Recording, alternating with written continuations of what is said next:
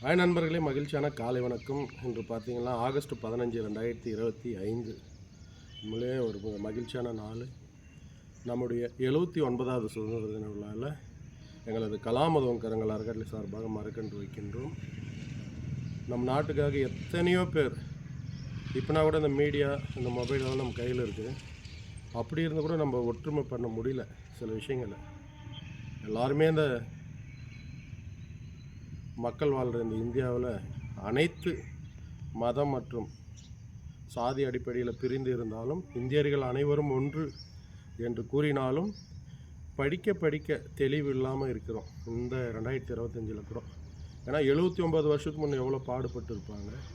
ஏன்னா கம்யூனிகேஷன் அவ்வளோவும் குறைவு, தொடர்பு கொள்ள முடியாது. இப்போ உட்காந்த இடத்துல வீடியோ கால் பண்ணுறோம், எல்லாம் பண்ணுறப்பெல்லாம் கடிதம், டெலிகிராம் அது மாதிரி பண்ணியிருப்பாங்க. அந்த காலத்தில் எவ்வளோ பாடுபட்டு சுதந்திரம் அடைஞ்சோம். ஆனால் இன்றைக்கி பார்த்தீங்கன்னா ஜாதி பேரை சொல்லி நிறைய படுகொலைகள் நடக்குது.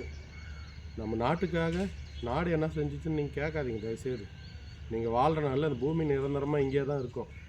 நம்ம வரலாம், வாழலாம், மறுபடியும் மேலே இடத்துக்கே போயிடுவோம்.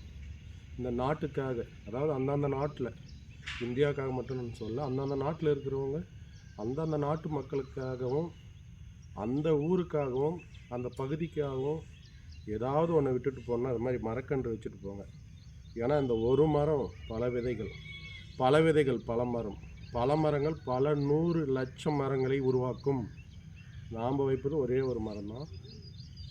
ஆனால் நம்ம இறந்த பின்னாடி அந்த மரங்கள் அதனுடைய விதைகளை போட்டு அது பறவைகள் போய் சாப்பிட்டு அங்கங்கே எச்சமாக போட்டு பயங்கரமாக இயற்கையோடு வாழணும்னா இந்த பூமியில் நம்ம வாழ்ந்ததுக்கான அடையாளமாக நீங்கள் செய்கிறது ஒன்று பண்ணுங்கள். முடிஞ்சாலும் ஒரு மரக்கன்று வைங்க.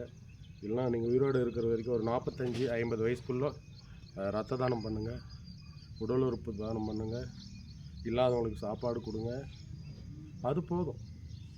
ஏன்னா எதையும் நம்ம தூக்கின்னு போக முடியாது, ஒரு தூசி கூட எடுத்துன்னு போக முடியாது. அதனால் அனைவருக்கும் சுதந்திர தின நல்வாழ்த்துக்கள்.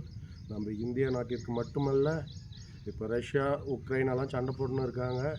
அவங்களாம் பெரிய படித்த மேதைகள். இஸ்ரேலெல்லாம் கூட சண்டை போடுறாங்க. இந்துவாக இருக்கட்டும், முஸ்லீமாக இருக்கட்டும், கிறிஸ்டினாக இருக்கட்டும், ஒருத்தர் அழிச்சுன்னு வாழ்கிறாங்க. அது கிடையாதுங்க வாழ்க்கை. எல்லாம் படித்தவங்க, எவ்வளோ பெரிய அறிவாளிங்க எல்லா நாட்டிலையும் இருக்கீங்க. அந்த போரை உடனடியாக நிறுத்துறதுக்கு அந்த இயற்கையை நான் வேண்டி, இந்த நல்ல நாளில் எங்களுக்கு சுதந்திரம் இந்தியா பெற்றாலும் இன்னும் பல இடங்களில் ஆணவ கொலைகள் நடக்குது. அதை நடக்கக்கூடாது. உலகப்போர் இப்போ நடக்குது இல்லைங்களா, சண்டை போட்டுனே இருக்காங்க.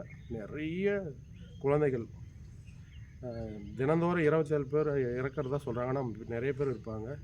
அந்த உயிர்களெல்லாம் போகாமல் மெத்த படித்த அமெரிக்கா இருக்கட்டும், ரஷ்யாவாக இருக்கட்டும், நம்ம நாடு இந்தியாவாக இருக்கட்டும், தயவுசெய்து நீங்கள்லாம் அந்த போர் நிறுத்தம் உடனே நிறுத்தணும். நீங்கள் எல்லாருக்கிட்டையும் வேண்டிக்கங்க.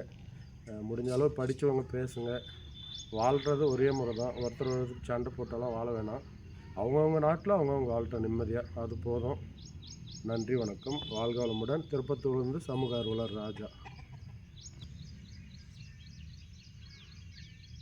எல்லாரும் சமாதானத்தோடு வாழணும். கடவுள் முகம் தெரியாது. வாழ்கிற நீங்கள் சண்டை இல்லாமல் வாழுங்க.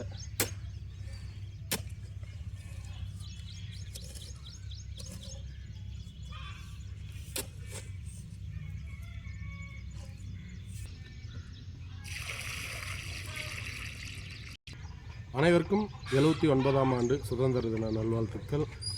எல்லாரும் மகிழ்ச்சியாக இருங்க. வாழ்க வளமுடன்.